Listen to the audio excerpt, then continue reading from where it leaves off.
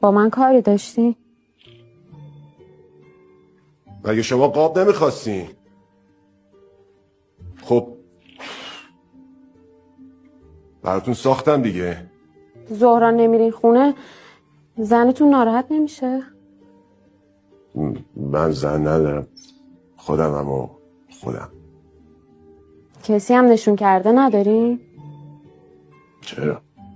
کی هست؟ نوه خاله ننم. مبارکه باشه ایشالله. پس همین روزا شیرینی هم میخوری. مبارک ننم باشی، من که نمیخوام. برای حلوامو بخورم. خدا نکنه. پولش چقدر میشه؟ دیگه 2 تا تیکه چوب قابل اینو نداره که شما بخوای حرف پولشو بزنی، یادگاری ما باشه قبولش کنی. صاحبش قابل اختیار داریم. دستون درد نکن.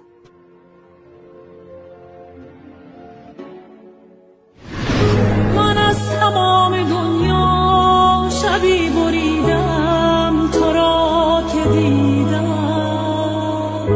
میان چشم مست چه ها ندیدم تو را که دیدم.